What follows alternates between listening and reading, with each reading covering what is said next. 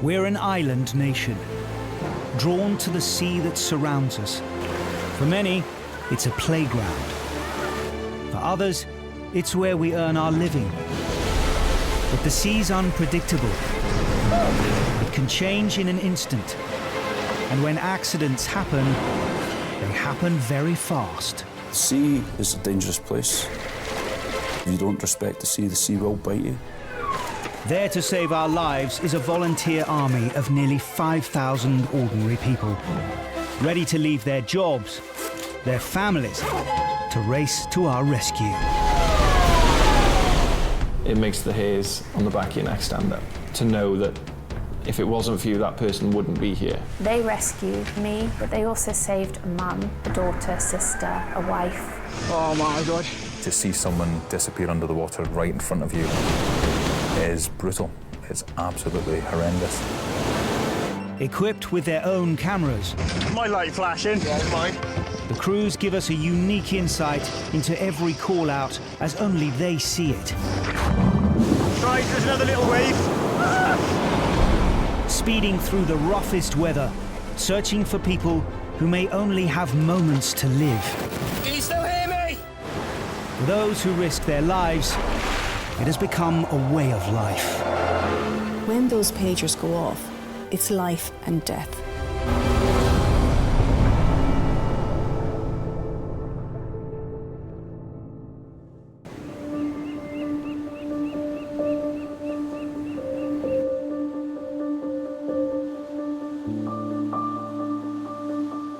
The lifeboat station at Aberystwyth was established in 1861. It completed a chain of stations guarding the wild coastline of West Wales.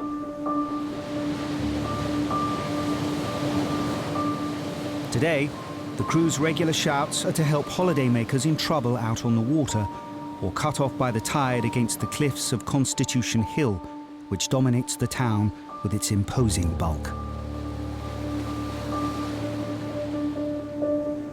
But so far, it's been a quiet start to the season. I think it was our first shout of the year.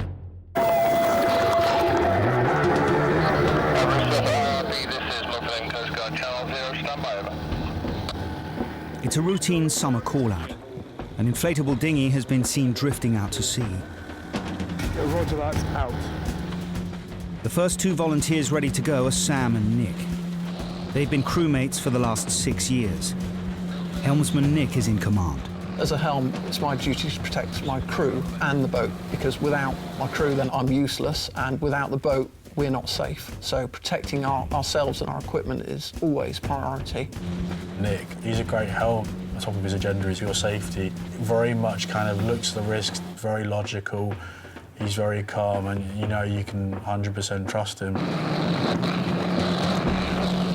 The crew are on the scene in under 5 minutes. Hey guys, we've had reports that you might be possibly getting taken out to sea. This time, their help isn't needed. Brilliant.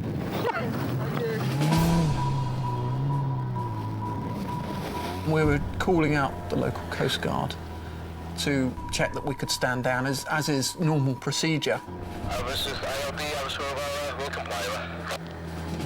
We were just going back into the harbour when a radio call comes in. Aberystwyth IRB, we've just taken a 909 call for a paraglider who has collided with the cliffs at the southern side. 85, wow! We spun around and I shouted to Guy's station to get the bigger lifeboat ready to go as well, because we knew we'd need them as backup. Roger that, en route to Constitution Hill, over. It's a call out to an area these two know all too well. Constitution Hill is a prominent landmark in Aberystwyth. A massive amount of our shouts circle around it, be it from cut-off some tides to people climbing up the cliffs to people potentially coming off it. But this isn't one of their regular call-outs. The hill is used as a launch area by paragliders. One has crashed into the cliffs. If you come off it, your chance of survival are in the single percentage figures, basically. There's no beach. you'd be very much clinging to the rocks. It's the first time either of the two volunteers has been called to rescue a paraglider. I've never had anything similar to that, and you don't have any kind of experience to fall back on. Quite a few things are going through my head. The guy could have been trapped somewhere in between the bottom and the top. To the worst case scenario is if we turn up there and he's face down the water, is he tangled up? All we knew, we're looking for a chute almost, and that's it. So the reality is get there as quick as possible because you don't know what situation they're in. Told Sam to hold on tight because the sea wasn't flat and we were going to go flat out. Every minute, every second in this shout could potentially be life-saving.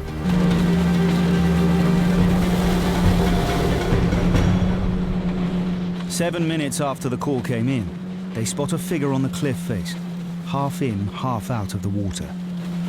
We've located casualty. Rocks ahead, rocks ahead. As we went in, we could see a chute in the water. We could see the casualty kind of clinging. Stay where you are! Stay there! As they approach, their concern for the paraglider increases. Sam had very clearly seen that this person didn't have any form of flotation and he was still attached. All it took was him to lose a grip or a particularly strong wave and he could have got tangled up and quite easily could have drowned. The parachute is also a danger to the crew. It's really weighty. Especially Sam, who's now in the water. I was concentrating on dealing with the parachute because that, at the time, was my biggest concern. Nick skillfully manoeuvred the boat to kind of push down on the parachute because it was full of air. Nick, there's lines under water and I'd be happier cutting this. At a certain point, it got so much that I had to get the boat's knife out and start to pierce through the parachute to empty it of the water. Really careful as you go on your prop. Sam's next move was to then help the casualty out. Stay there. Are you released from this now? Okay, wait, is your leg still attached? Okay. Right, it's loose now. The priority now is to get the pilot to safety. Okay, are you hurt anywhere? No, not hurt at all. Okay, good. But he seems more worried about the state of his parachute. Come along. Well, sorry, sir, you're on the priority. We'll do our best to get it in. Please don't touch it, brother. Sir, you're hanging off a cliff into your parachute is the least of your problems. Very understandably, he's in shock at this point. He doesn't necessarily have full awareness of the surroundings, that he's still quite in danger. And so he does get concerned about his kits. How are you being? You all right? Okay. Obviously. But I think Sam reassures him that this is the best thing which can happen right now to get him out of the water and the situation quicker. Sorry, concentrate, holding on for us, please. Yeah. Okay. Need a jacket! We got on scene quickly, we removed the danger, which was the parachute and the lines, and we stabilised the casualty. And then we got to the point of how are we going to get the casualty out. We're just going to secure this bit more. Just keep on the rope for us. At some point in all of this, the Atlantic 85 had arrived. On our approach, it was obvious what we needed to do. It was clear that Nick and Sam didn't have enough hands getting him off the cliff. So I very quickly radioed them and said, yes, send another person. He's not hit any rocks. He's not complaining about any injuries anywhere.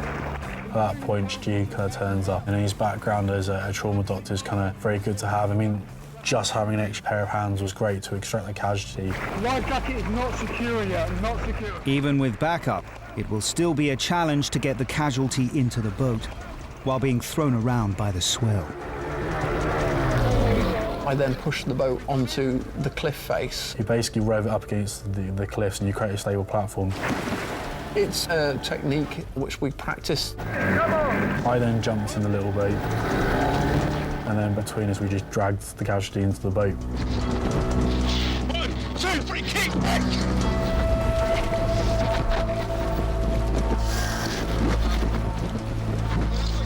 They then headed off to put the casualty on the Atlantic. I'm sorry, I had to cut your parachute to empty the water, okay?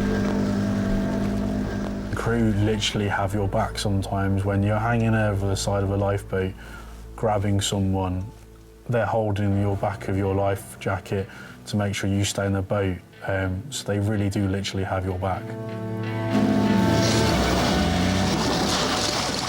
No injuries, no head injuries, but it's only been vocal and quick rough and tumble. I can take care of that, please. Once everything was on board, actually, this guy was okay. Apart from being in the drink, he was okay.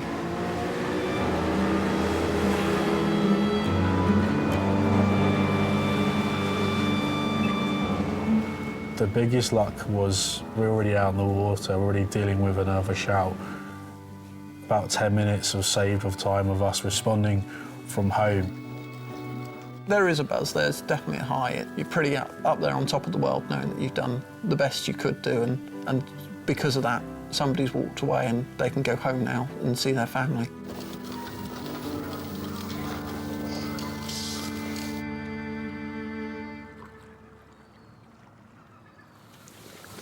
Over 95% of people keeping the institution afloat are volunteers, from boat crew to shore crew, lifeguards and fundraisers.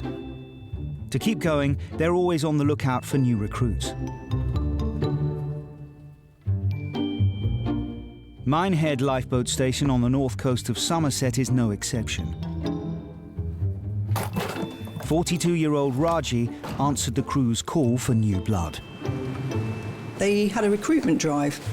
I didn't really know anything about the lifeboat, and there was a shortage of crew in Minehead at that time. People were due to retire, so I just popped along to an open day, and that was it. The crew is always sort of evolving and changing. People join, people retire. We're taking on new recruits and training them up. Raji was one of the first people to come in and sign up when we were looking for new crew. We took her out for a familiarisation trip in the boat through some fairly rough surf. And I came back and I said, "Were you okay with that?" And she said, "Well, what's not to like?" Which was a pretty good indicator that she was up for it. We've got some pretty fit and strong fellas, and strength-wise, I might not be able to match them, but we work as a team, you know. We're all there to help each other, and we do.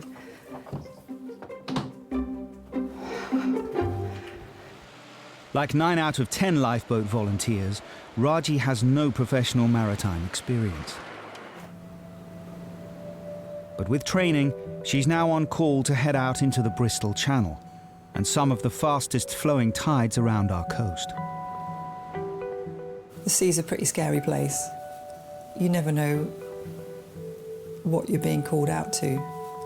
So there's never a time where I think, I've got this, I know what I'm doing. All I can do is what I've been trained to do.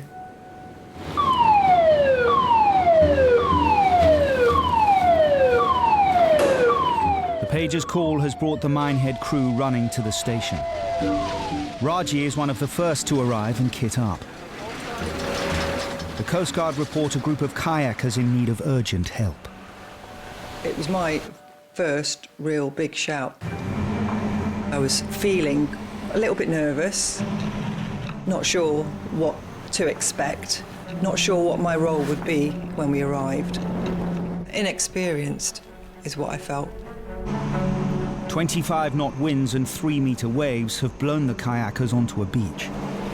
Encircled by some of the highest sea cliffs in England, there's no way off the beach over land, and it's disappearing fast under a rising tide. The kayakers are stranded on a beach near Lynmouth, 16 miles along the coast. The lifeboats from Minehead's neighbouring station Ilfracombe have also been launched. Lynmouth is pretty much the dividing point between the two stations, and depending on sea conditions, it depends who can get there the quickest. Today, Raji and the Minehead crew arrive on the scene first. The kayakers are on a small strip of beach which the incoming tide is swallowing up fast. But the wind and swell make it dangerous to get the Atlantic B-class lifeboat in too close. Just go in and tell me what the issue is. The decision was made by our helm to send a swimmer in just to check everyone out. It was me.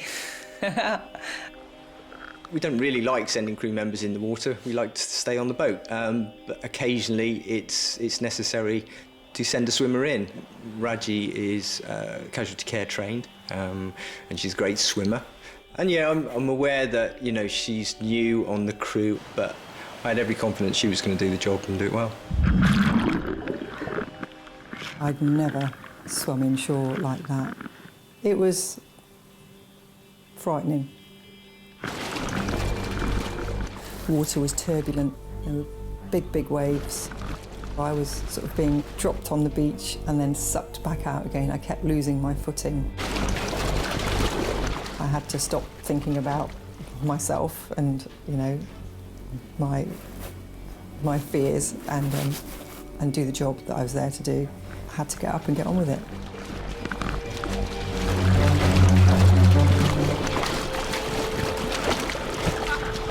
Anybody hurt? Are you injured? No. Nobody injured? No, yeah, we have yeah. It was the first time that I'd been asked to be in charge of a situation as a newly fledged crew member. Probably the biggest responsibility that I've been given so far. Raji must assess the kayaker with the injured ankle.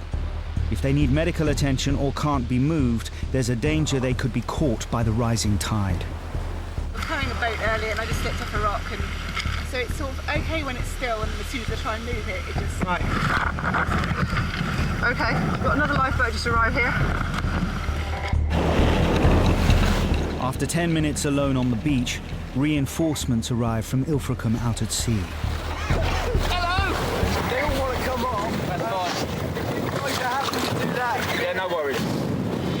The Ilfracombe crew are equipped with a smaller, more manoeuvrable D-class lifeboat. When Ilfracombe's D-class turned up, that was great news to me because I knew that was the right boat for the job. It means you can get in a lot closer.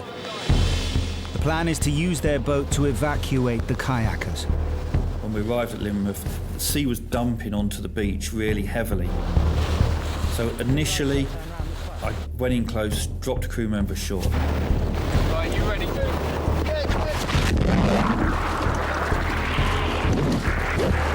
Take it nice and steady, mate. For me, it felt as I'd got help, I'd got back up. Now the two crews will have to work fast to rescue the injured kayaker and her friends. The tide was coming in, the beach was disappearing. At high water, there would have been no beach there. To get as close as possible, the D-class crew are attempting to veer down, using the anchor and paying out the line to keep them steady as they reverse in. Right, you ready, guys? He's veering down on the anchor. Right, okay. He should be able to get relatively close. Okay, brilliant. By dropping the anchor, we give us a stable point, a point that if the sea was to pick us up, it wouldn't throw us up the beach. The anchor would hold us. As soon as they started veering down, I was thinking, yeah, that's exactly what I'd have done. Swell coming. Swell!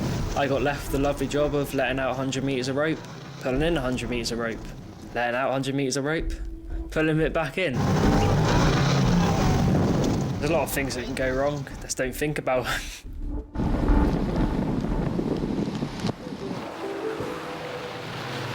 The D-class veers down as close as possible to the shore. But to get to the boat, the kayakers will have to wade the last few feet through the breaking waves. And one, with the injured ankle, can't walk unaided. Conditions were deteriorating and, you know, there was a need to get on and do it.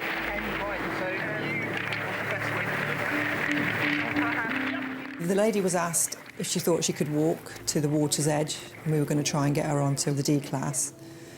And she was up for it. Raji and Andy support the injured kayaker as they make their way into the surf. Dumping swell, as I remember, on the beach, quite a big dumping swell, and it's quite a shallow beach. So as soon as this big swell hits the beach, it jacks up and dumps. So getting people on and off the beach is going to be a bit of a nightmare. And I remember I had my arm around her and I was reassuring her, saying, take your time, don't worry, it's going to be all right. And then a big wave came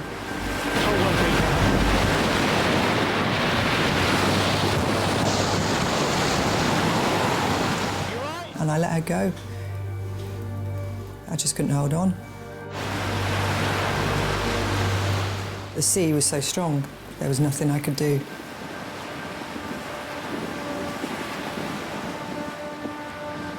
I felt powerless.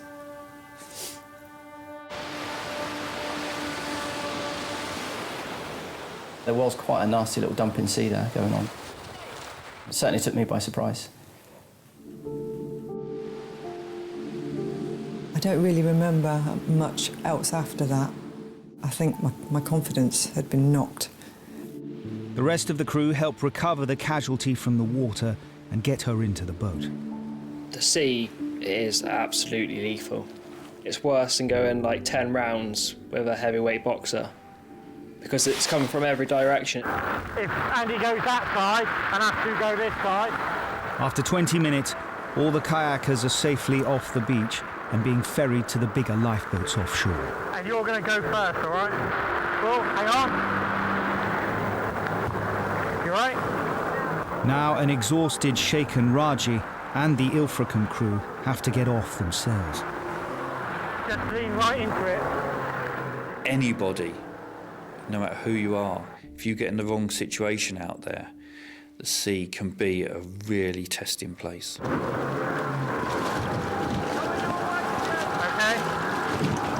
Okay. Grab her.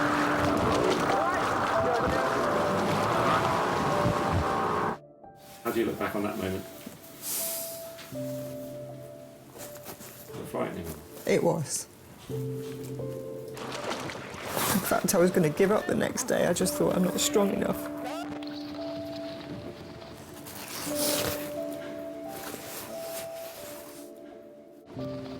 I didn't think I had what it took to be lifeboat crew. Good job, mate. Cracking. No, you did good. Like I said, we've been in there before. People were aware that it was a bit out of my comfort zone. The first time will be the worst. Next time you'll be thinking, well, we've done this before.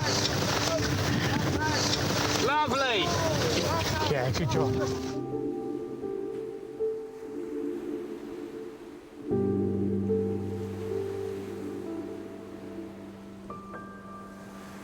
The following day, I didn't think that I was strong enough.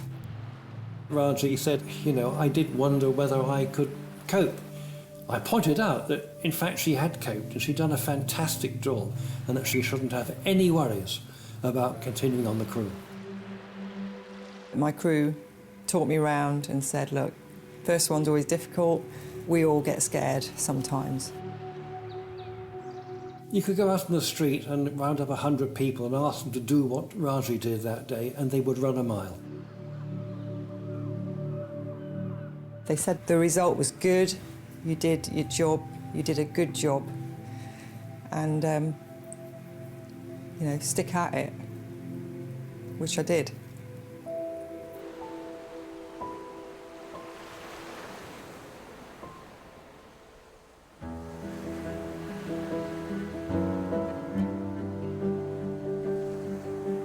You have to work very tightly together. So you have to understand each other, be aware of the strengths of each person. And that's what makes it so good, is when people work as a team. 1, 2, 3. You're bonded to each other, you look out for each other. When you're spending huge amounts of time together, you always be there for each other.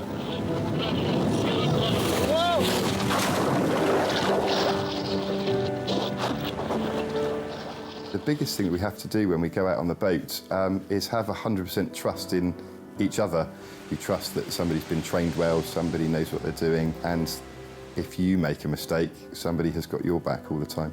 Getting on well on the boat, it's critical. You can't go to sea with 6 guys you don't trust or 6 guys you don't like. Each and every one of you's got to be part of one team. There's no room for egos on lifeboats. You have to put your life in your teammates' hands. And if you can't trust a member of your team with your life, then they have no place there and they have to go. You've got nowhere to run. If you're on that lifeboat, you can't just jump off. You're at sea until it comes back in.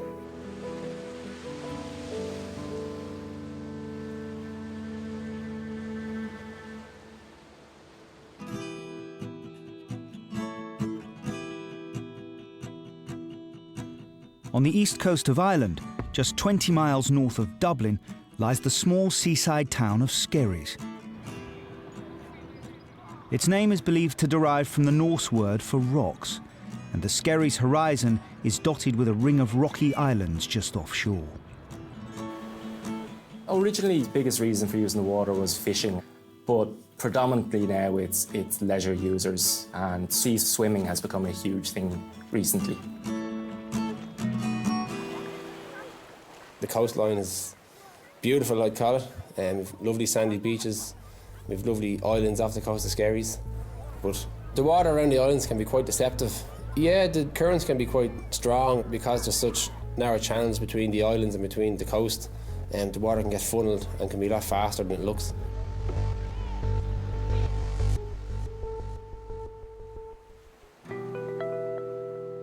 Like all boat crew volunteers, the team at Skerries train together on a regular basis. A bank holiday in Ireland, and the crew are in earlier than normal. It was Halloween, so it's the end of October, and we'd moved the course forward because some of the crew wanted to go out and trick-or-treat with their kids in the evening. The instructor was going through something on the whiteboard, and the pager sounded, and the four of us just jumped up. From the moment a call comes in to getting out on the water, the average launch time is 10 minutes. Today, the Skerries crew are out in a record 2. It's very unusual to have a full crew and shore crew, everybody you need to launch the lifeboat, sitting in the station when the pagers sound. You don't get a quicker response than that. The Coast Guard report 2 swimmers in trouble off Red Island. The crew are racing to get to them before hypothermia sets in. But with sea temperatures below 14 degrees, that could be just a few minutes. And finding anyone in the fast tidal currents around Skerries and her islands is no easy task. Sea swimming can be so dangerous. You could be the best swimmer in the world, and if you're not aware of tides and currents, you could be pulled out to sea. The location that we were given, there is a concern there that if they get caught in the wrong part of the tide at the wrong time, that they could be pulled quite far, and that makes the search area a lot bigger, particularly when you're looking for something as small as a swimmer. If you've any sort of ripple or wave in the water, you just won't see them. You'll see an arm coming out of the water when they are actually swimming. But if they're sitting there treading water, you're looking for a little tiny cap.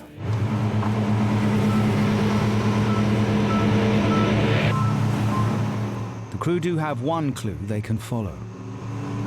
We heard that a local vessel had called in that these swimmers were in trouble. We knew he wouldn't have left them alone, so we kind of knew going around the corner from the station we were looking for a vessel. So it was fairly handy to spot where we were going. Using the boat to guide them in, the crew find the swimmers. There was a man and a woman. I noticed the woman was a bit more lively and she was kind of waving a little bit more. The man was just looking around, maybe a little bit vacant, a little bit slower to react. You could tell by him he was cold, and you were kind of talking at him more than to him.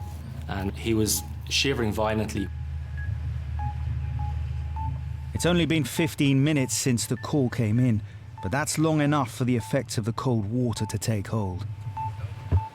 Hypothermia, as it starts to set in, starts to affect initially your control over your limbs as the blood returns to the core to try and keep the body warm. Eventually it will lead to unconsciousness, which can lead to drowning. He found it hard to get himself up on the boat. He was covered in goosebumps. The 2 swimmers are part of a club. They call themselves the Frosties and go for regular open water swims in the winter months. 6 started out today, 4 reached safety. When the male swimmer Sean began struggling, Catherine stayed with him. When we came up for our swim, one of the group was going to go around the island, and we decided we'd also do the island. So we took off, 6 of us, and prior to our swim, we had instructed everybody to stay neat in against the island, because if you swim out too far, you could get caught in the current. At times, the tide can be flown up to 5 knots there, which is faster than an Olympic swimmer can swim. One of the individuals went out a bit too far and actually got caught in the current. And that meant that he was broken off from the rest of the group. I had advised the other people to stay on the island until we got together, and that must have taken about 10 or 15 minutes because it was extremely difficult for him to swim even across the current to get back safely to the island. Wet and exposed to the air, the group waiting on shore were losing body heat rapidly. It was quite a breezy day. They'd already swum for about 25 minutes, and while we were getting the other individual in, they were getting cold. After the wayward swimmer had returned, the group got back into the cold water for the swim home. I would say that we had left the island probably about 10-15 minutes before it was apparent that Sean was having a problem. I could hear Catherine's voice, but I couldn't see where she was. And she kept calling out to me, "Are you okay? Are you okay?" And eventually I had to say, "No, I'm not." I realised things weren't quite right. It felt like my body just wasn't working. It felt like I couldn't lift my arms up above my shoulders, and my legs, I knew my legs weren't kicking in the water. When it became clear that Sean wasn't going to make it, a nearby boat radioed the Coast Guard for help. I was worried, but as it happened then, I was only with him a few minutes and I could see the RNLI boat coming out around the corner, coming straight for us.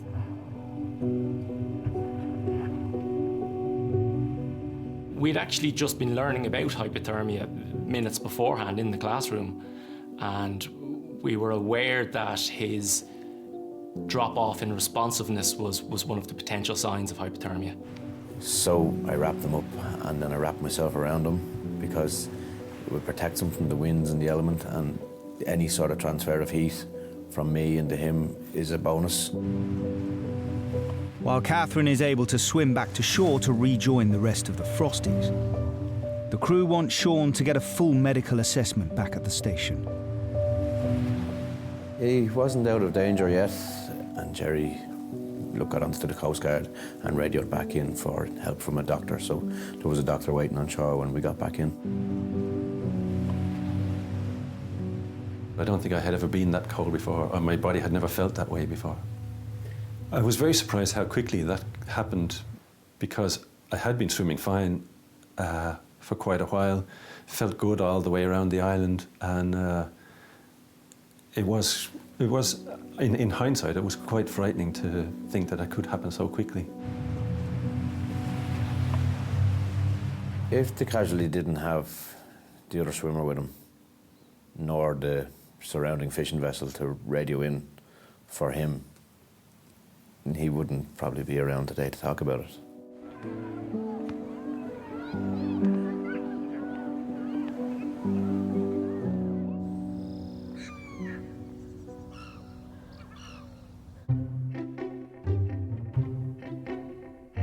On the northeast coast of England, at the lifeboat station at Redcar, the newest recruit is being put through his paces. So if you pull that, that's not going to go anywhere. Is that it? Like that? Ex-squaddie Steve is learning the ropes. I've been enrolled now 4.5 months. Yeah, I'm very new. Watch me mess it up now. Since I've left the army, it's like I've had something missing. It's the same closeness, the same team spirit. You have to trust one each other, have that same trust, and it's the same laugh with the lads. Loop, through, round, back through, all that tight. There. Perfect. The most challenging thing, I think, is hoping you're going to fit in, but it just comes naturally, and such a good bunch of lads, and make you feel welcome from day one. To undo it, all you do is break that. It'll come undone. I've only been on 2 shouts, and obviously the seal. Redcar's 8 miles of sandy beach attract visitors from all over the UK. But sometimes the sea throws up a more unusual tourist. I just finished night shift. I'd been home to get changed. I was on the way to the boathouse. I've seen seals before, but I had to take a second take. A young seal has managed to travel over 100 metres from the water. across a main road, up several steps, and end up at this front door. It was laid against the door, having a little rest. It was fortunate not to become injured. It was a very busy road. It's the course road that goes the full length of Redcar, really, and you do get a lot of traffic there. The visitor is now attracting the attention of local residents. There was a couple of members of the public, and they'd phoned the RSPCA, and they didn't have no one like in the area. They'd phoned the police. They didn't want nothing to do with it. So I heard one of them saying, "I'll go down to the lifeboat station. It's up. The door's open." And I said to them, "Well, I'm going down there now because I'm a trainee crew member." So that's when I went down and spoke to the lads. Sunday is training day at Redcar station and the kettle's on. Generally, what we do in the morning before we do anything, we all have a cup of tea. It's sort of our motivational fuel. Steve is still learning his new teammates' little rituals, and his news doesn't provoke the reaction he might have expected. I don't think they got what I was talking about at first, because they turned around and said, "Oh, it happens all the time." We always get people phoning us, coming over saying there's a seal on the beach. What can we do? In reality, not a lot. We get wildlife coming up on the beach, having a rest. But it wasn't until Steve said he doesn't know how it's going to get back across the road, the penny dropped that it just wasn't on the seawall, it was actually up, over, and sat outside someone's house. So we thought we'd best go down and show face just to see if there's anything we could do.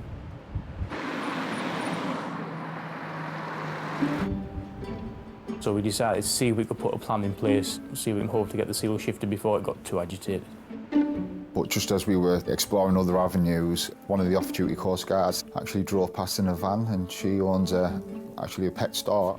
And luckily she had a large dog crate in the back of a van. It was just sheer luck. The Coast Guard and lifeboat crews train together for most coastal emergency eventualities. Seal herding isn't one of them. We're quite aware of the seals because we've got a nasty bite with them, so we did keep our distance as best we could. You don't want to be anywhere near it if it's snapping away. I wouldn't say I was scared, no. I was wary. Although people think seals are quite like puppies, an animal's fine in its own environment, but sat up on a roadway on top of some steps, you don't know how he's going to react, what mood it's in. So it's important to sort of approach with an open mind and play it as it goes. Because we've got John. It was naturally upset. It was trying to bite the cage. So we just waved the towel in front of its face and it just hopped in. It's going to come to the bottom of the cage.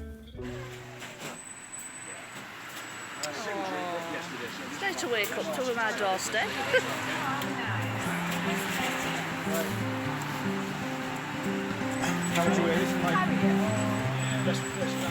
Thankfully it was quite quiet in the morning. But yeah, if you see some guys carrying a seal across the road in a crate, it's going to arouse a bit of suspicion, but thankfully there wasn't too many people about.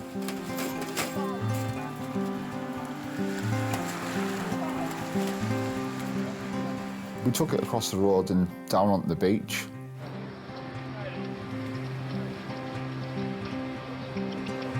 You're from this side.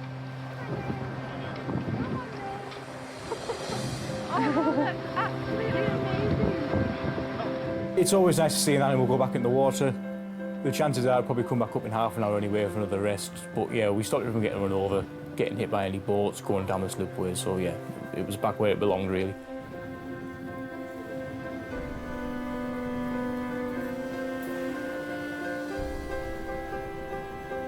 It's been an auspicious rescue to start Steve's lifeboat career, and has helped seal the deal on a knotty problem every new recruit must face.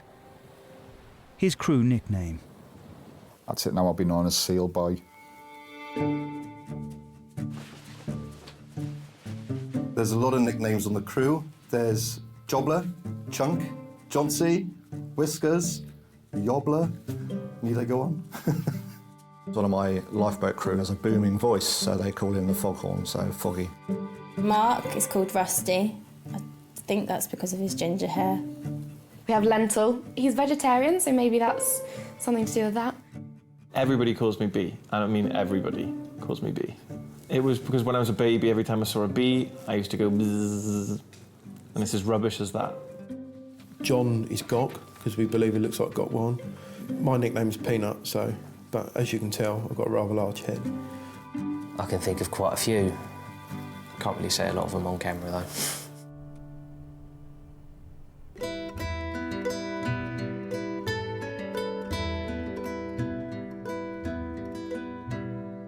Back on the other side of the Irish Sea, the Skerries crew are a tight-knit team from a tight-knit local community.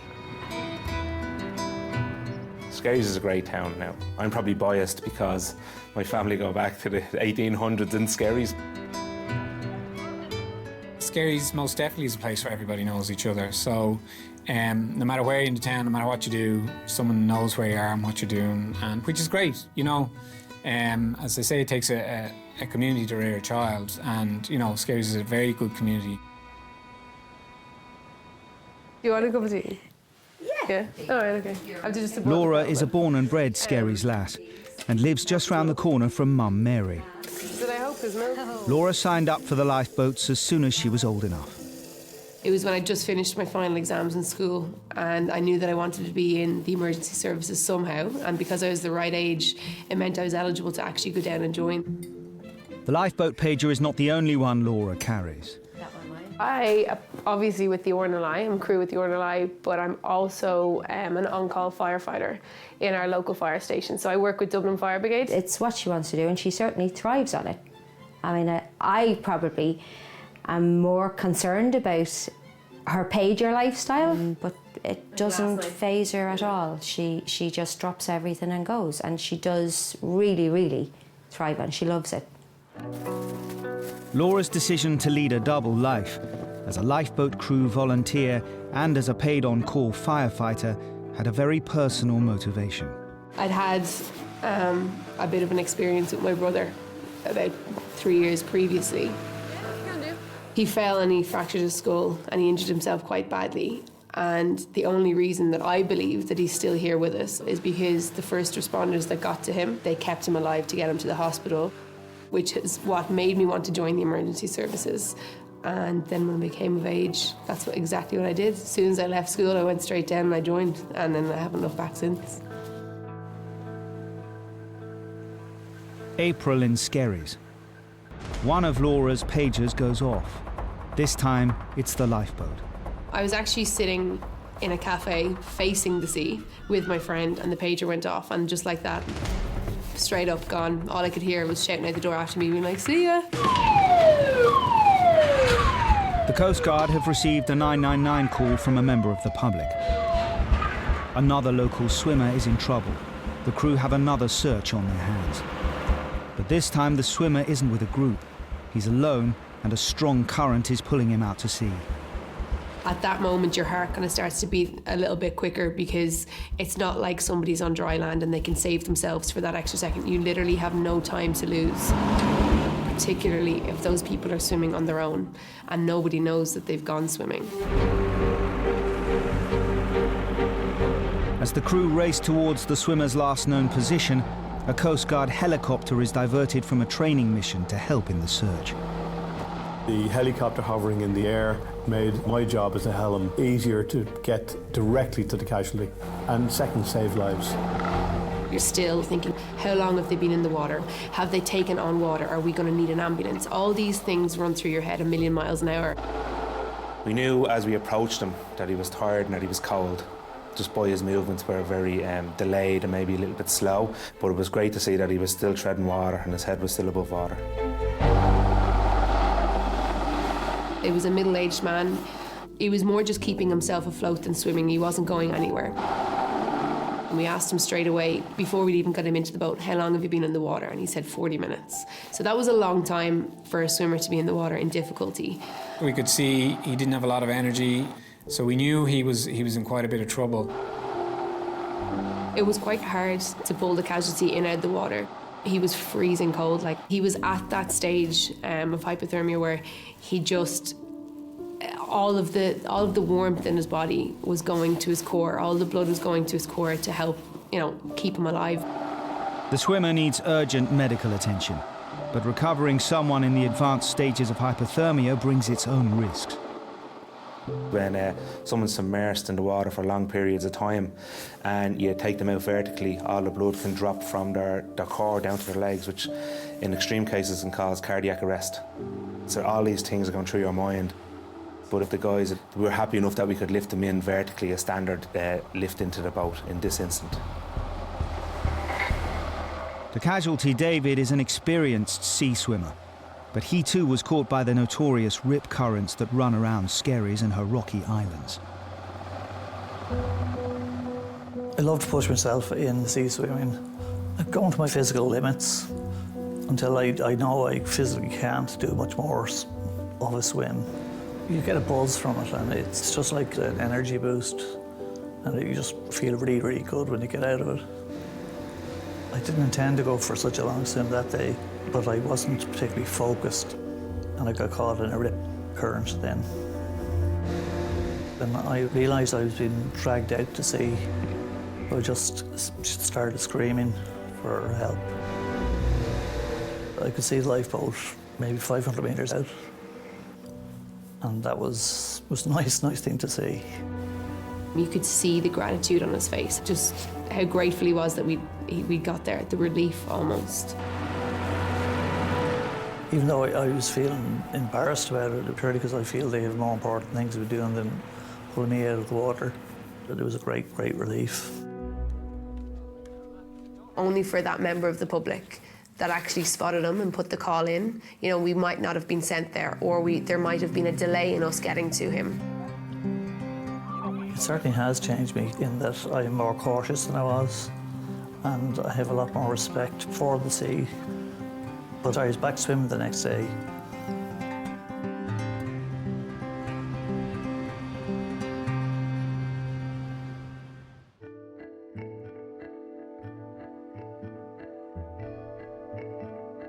On the south coast of Dorset, Muddyford Station has 17 boat crew and 8 shore crew volunteers.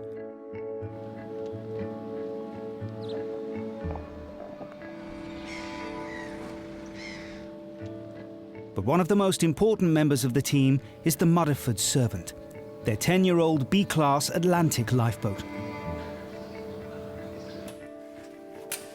Volunteer and garage owner Ian makes sure she's always in peak physical condition. We're running 2 engines on the back of these boats, partly for reliability issues, so if you have a failure, we can carry on 1 engine.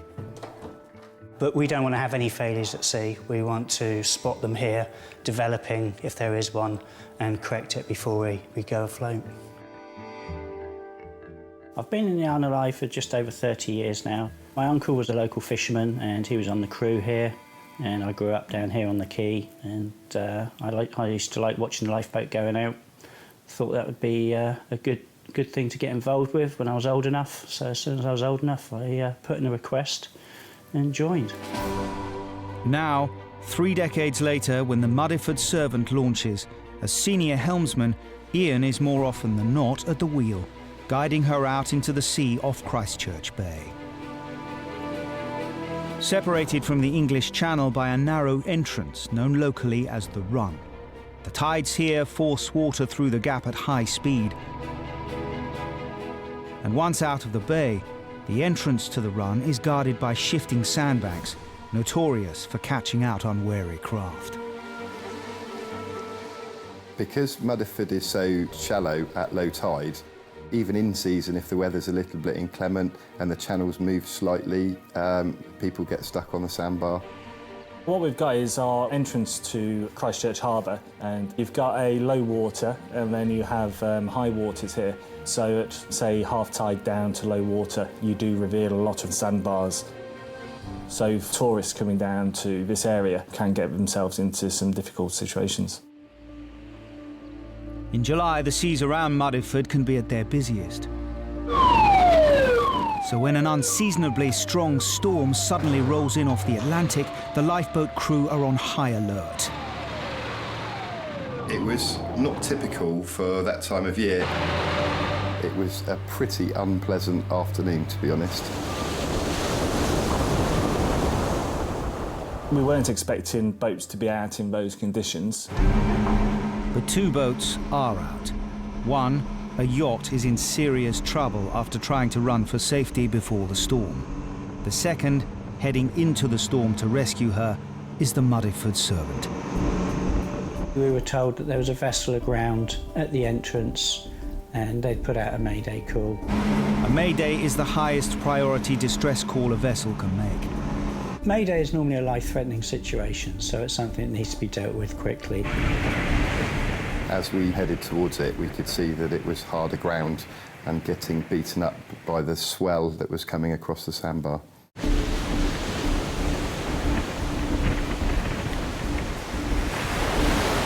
A 32-foot yacht with 4 people on board has run aground on one of the shifting sandbanks. It's been battered by winds gusting up to 40 miles an hour and a huge swell. That could capsize, especially a sailboat with a large keel as well.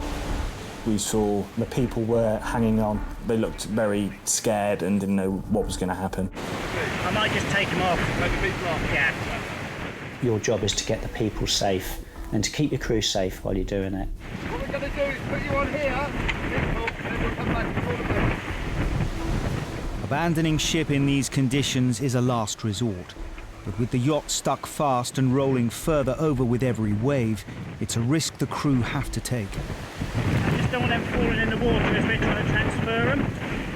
When we ask people to step over the guardrail of any boat, obviously there's a huge amount of risk involved in doing that, but we don't ask people to step over the guardrail of their boat until we're confident our boat's going to be underneath them to catch them. It's easy to slip between 2 vessels, which could end up fatal without question. Evacuating the crew from the rolling yacht is no easy task. But it's what's going on under the water that's concerning helmsman Ian most. Wouldn't get anywhere near it. We went fairly close to the yacht and realised that it was really shallow, to the point where we were going aground ourselves. The Atlantic 85, with the engines down, it does draw quite a lot of water, so we knew that it was going to be quite difficult to get in there and try and get the people off. We knew that with the high winds as well, we couldn't sit in one spot and board them all at one time without the wind pushing the Atlantic onto the sandbar. There was no way that we were going to get all the people off at the same time. It was apparent that there was only really one way to evacuate them. OK, we're going to just take them one at a time, just grab them one at a time. If the crew spend too long next to the stricken yacht, they risk being blown onto the sandbar themselves. All right, we're going to come back in, and when we come in, we'll take one off and come back out, all right? If they're going to avoid grounding, Ian will have to make 4 runs in, putting his boat and crew at risk every time.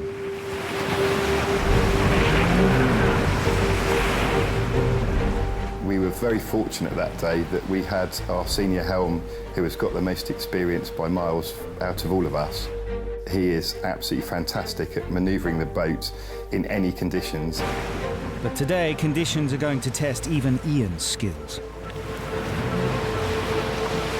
Our deepest point on our lifeboat is propellers. Those will be the first things that start to hit the bottom. You need both of those to give you forward and backwards movement as well as your steering. Ian begins his first approach. OK, so get ready. Yeah. As the water gets shallower, he has to raise the engines behind him to avoid running aground. You start to actually be lifting those engines up in sections as you go, leaving them down as much as possible to get the maximum manoeuvrability you can for the lifeboat. And then as you go in that last little bit is when you lift them up as far as you can to still have propulsion and steerage.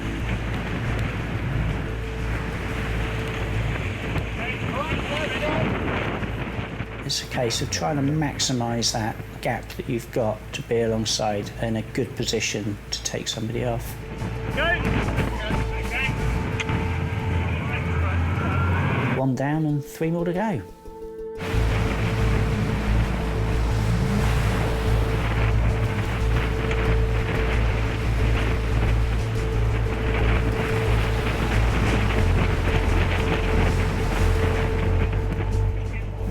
The last few foot that you're going in, you're just working with or against the sea to get yourself into that position.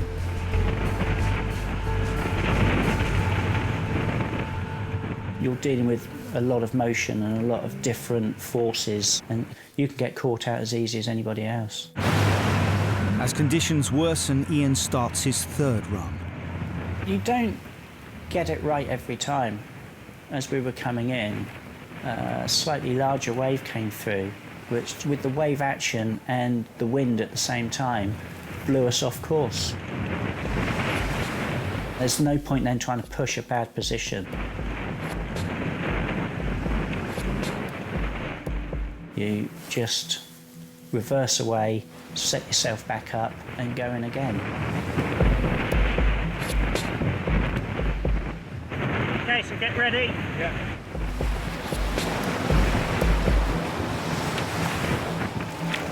The skills required to manoeuvre the lifeboat in conditions like that are unbelievable. Ian makes it look very, very easy, but trust me, that's a very difficult job. Ian makes his fourth and hopefully final run in.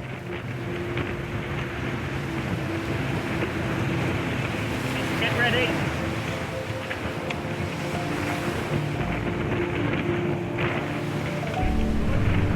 How are you, all right? Yeah, you good? 7 minutes after launching, all 4 people are safely on board. The crew that were on this casualty yacht were actually quite an experienced group of guys. They realised the weather was deteriorating and it was probably not the safest thing to do to continue. So you look at an alternative port and a safe haven, which is what they did. It was unfortunate that the channel wasn't the best at that time, and once they're touched, you start to lose control of the vessel, and then they got blown further and further onto the banks.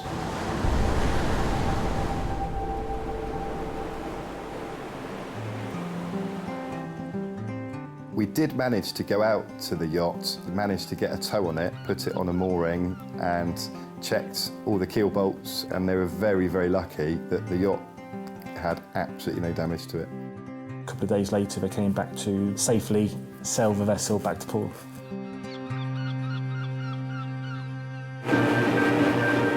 You're thinking, oh my God, I've got someone's life literally in my hands here. 3 metres. Your heart sinks when you hear that someone's head has gone under. It can very easily turn into a search for a body. Ultimately, you've got to survive yourself. You are always thinking about how you're going to get out of that situation as well.